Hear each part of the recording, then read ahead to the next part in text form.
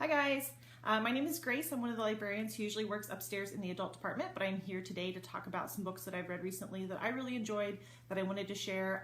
4 for grades 4 through 7, sort of middle grades, and then 4 for higher grades, more of like the 7th through 12th graders.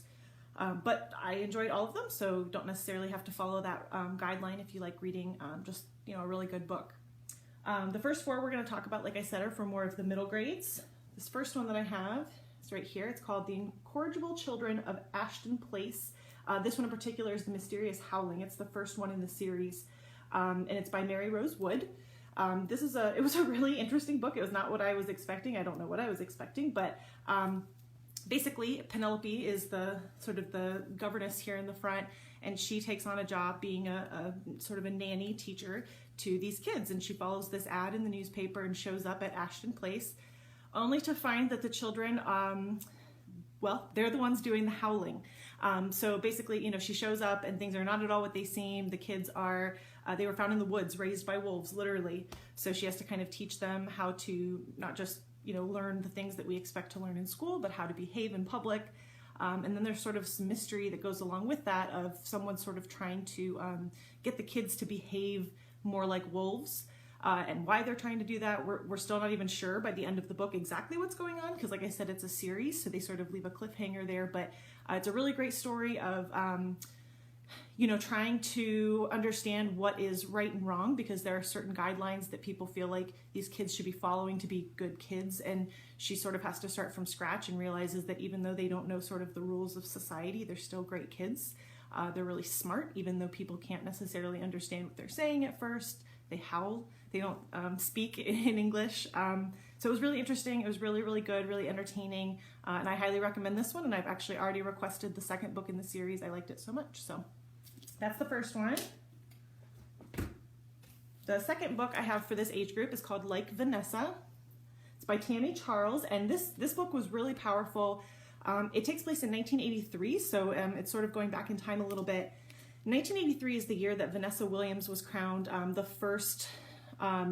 she was the first Black beauty queen to win a crown. And it was a really big deal at the time. And so the story is Vanessa Martin, kind of the girl that's featured here on the front, and she wants to be in beauty pageants, and she looks at Vanessa Williams as sort of an inspiration. So she watches her win and decides to enter her own school competition. And it's sort of her journey as she becomes, like Vanessa. So it's one Vanessa becoming like another one and finding inspiration in sort of that role model figure. There's challenges along the way. Some really tough stuff happens to her. Her neighborhood is a tough neighborhood, but she finds some folks to help her come out of that and find a better community, a better school, a better environment overall. She has a ton of support from her family, her friends, but it's a really great story of sort of overcoming some adversity, finding people to support you who, love you, even, if you don't see yourself the way maybe everyone else does. And it was a really powerful story. And I feel like I don't come across too many stories that are set in the 80s that were written so much later from then. So it was really interesting to sort of go back in time for a historical novel and have it take place in the 80s, which I really enjoyed. This next book I really, really, really liked. This is called The List of Things That Will Not Change by Rebecca Stead. This was a tough one. There's a lot of really serious stuff that happened in this one, but it was really entertaining at the same time. The story is about Beatrice, or B, as that's kind of her nickname, and her parents have just gotten divorced, and she sort of talks about the lead up to that. Basically, her dad, he's gay, and he hadn't really come to terms with that when he had married her mom. So then it's sort of them splitting up, still being friendly, but maybe not loving each other exactly the same way that they did, and her understanding how that works. So she has this notebook, and inside is the list of things that will not change. And that list is things like, Mom loves you, Dad loves you, we love each other just differently. And she keeps kind of adding to this list as she sort of goes through this discovery period of understanding how her family works now. At the same time, her dad is falling in love with someone new. He decides he wants to get married. That's a struggle for everybody. It's a really good thing, but it's a really tough thing, because the family is changing. So this was a really great book to sort of see some of the challenges that a variety of people in one situation are all going to experience, and understand how, everybody sort of has to work together to support each other, even when they're all going through something challenging. and they all come together to support each other, which was a really great element to the story. And it was really well written. You could sort of picture every scene as you were reading it. And it's not super duper long, but it was a really great sort of chapter book that I couldn't put down once I picked it up. So I really liked this one by Rebecca Stead. There we go. The last book I have for this age group is called Camp by Kayla Miller. And it's actually, this is a sequel to Click. And there's a new one that actually just came out called Act. And it's a graphic novel, which is really well done. I really like the style that she uses for her illustrations. And this is about Olive, the main character here. She goes to summer camp with her friend Willow, and they're sort of figuring out how to be in this group away from home and still be friends, but maybe not be best friends all the time. That's kind of a tough thing when your friend group changes a little bit and your dynamic with your friends changes, and they have to sort of figure out how to communicate how they're feeling and make each other, understand that, even if they're not always with each other, they're still, really good friends and supporting one another. And again, the illustrations sort of make this book. The story is great too, but they do a really good job of including, like they reference a Rube Goldberg machine, which you'll have to Google or read the book to see what that is if you're not sure. But there's some really detailed illustrations of how they sort of put that together. So there's these little details that make it really entertaining from a visual standpoint. So now I'm going to talk about the books for more of like the teen grade levels. This first one I loved. This is another one that's part of a series. So I just finished the first one, this one, and I have already requested number 2. I think I might listen to the audiobook, but we'll see. I read this one. This is about Hannah, who's the main character up here. She lives in Salem, where the witch trials took place, and in modern times. And she is a witch, like a real witch. But not in the Salem kind of way. She's part of a group called the Elementals, so they can control wind, earth, fire, water, basically. But they can do it in creative ways. So she has just broken up with her girlfriend, who's also an elemental witch. She has a best friend who doesn't know she's a witch, and things start to go haywire. She's in high school, so there's just kind of drama with having broken up with her girlfriend recently. And then there is someone after the witches. They're not sure who it is. Danger ensues. It's really dramatic. I can envision the Netflix TV show that's going to follow this. It was really, really, really entertaining. But I mean, some crazy stuff happens. It has this sort of supernatural element, but it didn't feel like your typical sort of fantasy supernatural book because it's a very realistic version of that. But it's by Isabel Sterling. These Witches Don't Burn. It was fantastic. I highly recommend. If you're not like a fantasy, witches, superficial kind of person, don't take it that way. This is more of it's a drama with sort of that supernatural element. This next book is one of my favorite books that I've ever read, and I read it just recently to be able to talk about it here. I thought I would like it, and I loved it. This is another book with some magic in it, and you've probably heard it because, this book has been everywhere. I think they are turning this one into a TV show, but this is Children of Blood and Bone. Make sure you can get the whole cover there. It's beautiful. And this is by Tomi Adeyemi. This is one of the best books I've ever read. There's a sequel, and it was probably the second best book I've ever read. So you have Zélie, who's a magi. Basically, she's magic. Somewhat similar to the one I just mentioned. She can sort of control a specific, not an element, but they each have their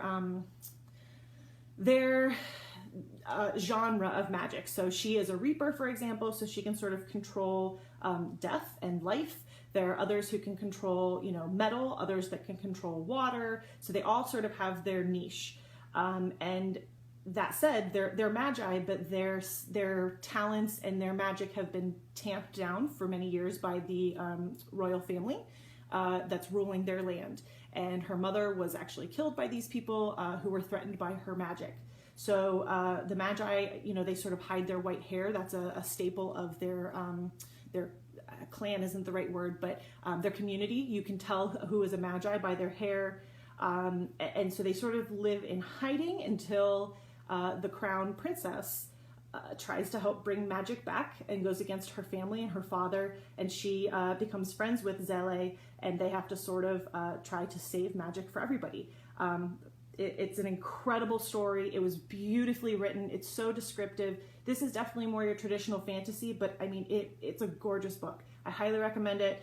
Kids, adults, there's some dark stuff, some some tough things. They lose people along the way, but I highly recommend this book.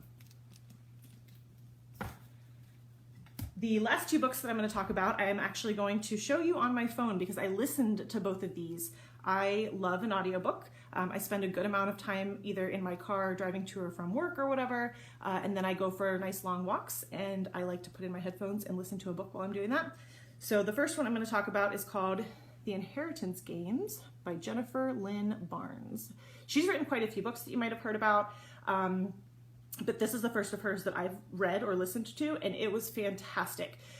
Basically, this girl named Avery Grams is living a kind of a really tough life, and she's sleeping in her car. Her sister is sort of helping raise her. Her dad isn't in the picture. Her mom has passed away, and all of a sudden she's notified that she's inherited billions and billions of dollars when this billionaire, Tobias Hawthorne, dies. She doesn't know him. She doesn't know why she's inherited this money.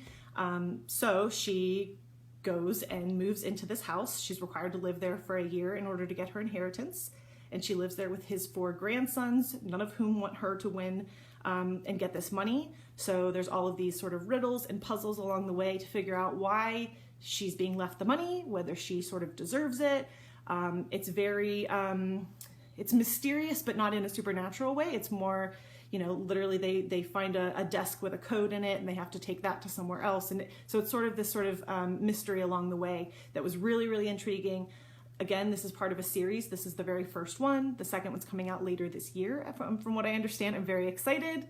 And I enjoyed it enough that I'm going to look into some of her other books. Again, Jennifer Lynn Barnes. I'm not sure if it's reversed in the video, but this was really, really good. And I've been kind of telling everyone I know to listen to this book. The last one I'm going to tell you about, again, I listened to the audiobook. This is called A Study in Charlotte. There you go, by Brittany Cavallaro. This one, so I'm a Sherlock Holmes fan. I love those stories. I've read every single one of them. And I've read a lot of versions of sort of people who have written a spin on Sherlock Holmes more in, you know, modern times. And this was a really creative way to do that. Again, we have a series here. If I find a book I like, I want to be able to read more of them. So I think there's 3 in this series.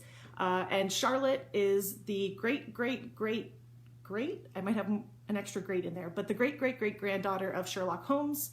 She is at school in Connecticut, and Jamie Watson, the great-great-great-great-grandson of John Watson, Sherlock Holmes's sort of best friend and helper, they end up at the same school.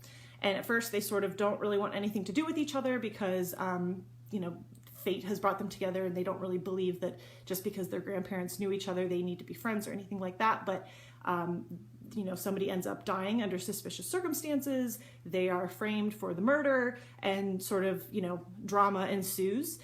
Really well written. I really enjoyed the characters because, again, it's a really, if it's done well, it's a really creative thing, in my opinion, to be able to take a story that everybody knows and sort of turn it into something new. But even if you haven't read Sherlock Holmes, you're not really familiar with those stories, it doesn't matter. You're not going to lose anything here. It's definitely its own modern take that I really, really recommend. So A Study in Charlotte, and like I said, there's I think 2 or 3 after this one if you like this one as well. All right, that is my list for today. That went a little faster than I expected, but I really enjoyed all of these books. I don't recommend anything that I haven't read personally and that I really enjoyed, so hopefully you like one of these too. And if you like one of the series titles, hopefully you can get through all of them and stay busy reading something that you really enjoy and that's new to you. If you would like a recommendation on anything specific, we do have a feature on the website called Discover Your Next Read. You can request a reading recommendation based on stuff you've liked in the past, or you can tell us what you didn't like, and that's really helpful too.